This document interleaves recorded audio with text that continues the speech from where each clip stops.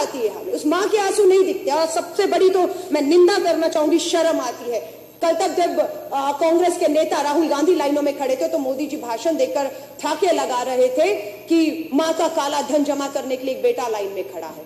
और आज मैं कहूंगी, क्या देश के प्रधानमंत्री जी, आपकी भी माता जी को आज आपने 90 साल की उम्र में लाइन में खड़ा करने को एक फोटो कहूंगी, एक अपॉर्चुनिटी के तौर पे आपने देखा, 90 साल की मां को लाइन में खड़ा कर दिया है। बहुत से बेटे हैं, मैंने 4000 रुपया लाइन में खड़ा होकर निकाला और सबसे पहले 4000 में से 2000 लेकर मैं अपने 80 साल के करीब, मेरे पिताजी की उम्र होने वाली है, 75 साल के ऊपर मेरी माँ है, सबसे पहले अगर 4000 निकाला तो 2000 अपनी माँ को देकर आई कि माँ जरूरत हो तो रख लो, मुझे पता है आप लाइनों में नहीं लग पाओगे, आपको शुगर की बीमारी है। देश के प्रधानमंत्री 4000 बदलने के लिए अपनी माता जी को खड़े कर देते हैं। बहुत सी माताओं की पेंशनें नहीं मिल पा रही हैं, वो रो रही हैं। अध्यक्ष जी, और मैं आपको बताती हूँ, इसके अलावा बाबा रामदेव जी ने भाषण दिए थे, नरेंद्र मोदी जी का चुनावों में समर्थन किया था, काला धन आएगा और 15 लाख आएगा सबके खाते में।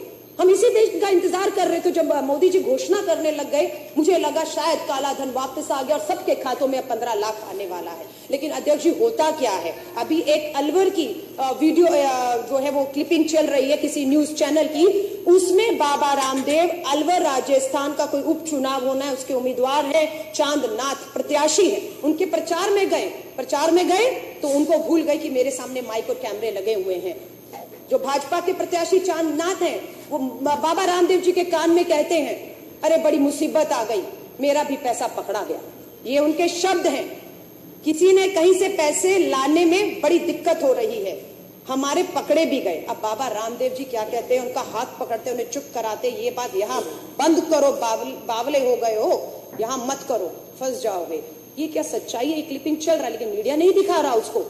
उसके ऊपर बाबा जी से नहीं पूछा जा रहा किसका कौन सा पैसा पकड़ा गया। ये वही बाबा रामदेव है जो आज पतंजलि में अंदर जो करोड़ों रुपए, मैं कह रही हूँ, आप सरहद पे खड़े जवान का बाबा रामदेव हवाला दे रहे देशभक्ति के नाम पर।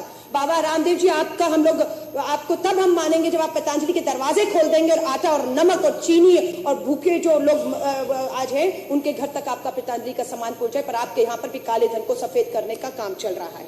दूसरा, भाजपा के ही बहुत बड़े नेता, बहुत नाम फेमस हुआ, सुषमा स्वराज जी वहां से चुनाव जब लड़ी थी, बिल्लारी ब्रदर्स करके माइन माफिया हैं, सीबीआई में उनके केस चल रहे हैं। 16 तारीख को उनकी बेटी की शादी है। ये हिंदुस्तान टाइम्स की न्यूज़पेपर में इसका खुलासा है कि 500 करोड़ रुपया बिल्लारी ब्रदर, रेड्डी ब्रदर, भाजपा के लीडर जो है नेता, 500 करोड़ रुपया अपनी बेटी की शादी पे खर्च करना चाह रहे हैं। क्या इसकी कोई जांच करेगा कि ये 500 करोड़ रुपया जो शादी पे उड़ाया जाएगा ऐसे माहौल में, वो कहां से आया? वो कैश है, बैंकों से आया? कैश है तो कब और कौन से बैंकों में ये बदला गया? अध्यक्ष, इसकी कोई जानकारी अगर आप मांगेंगे तो आपको देशद्रोही कहा जाएगा। अध्यक्ष, अभी एक और हिंदुस्तान टाइम पंजाब की खबर आई है कि पंजाब में 2 लोगों को 2000 के जाली नोटों के साथ पकड़ भी लिया गया है। मैं चांदनी चौक से आती हूँ, हमारे यहाँ पर बहुत प्रचलन है, सुनने में आता है कि हवाला कारोबार होता है और आज तक और बहुत से चैनलों ने स्टिंग ऑपरेशन भी की। किस तरह से रातों रात काला पैसा जो है वो सोनहारों की दुकान पर पहुंचा, सुनहारों ने कैसे जो काला धन स्वीकार करते हुए किस तरीके से काला धन लेकर सोना बेचा है, इसका खुलासा हुआ। अध्यक्ष जी, हवाला के थ्रू कैसे पैसा हो रहा है, जाली नोट आ चुके हैं, बिल्कुल इसकी चिंता जो है वो इनको नहीं हो रही है। अगर आप प्रश्न करेंगे तो आपको देशद्रोही कहा जाएगा, आपको जो है। और मैं अध्यक्ष जी कहूंगी, नितिन जी प्लीज, ये अखबार की सच्चाइयां हैं।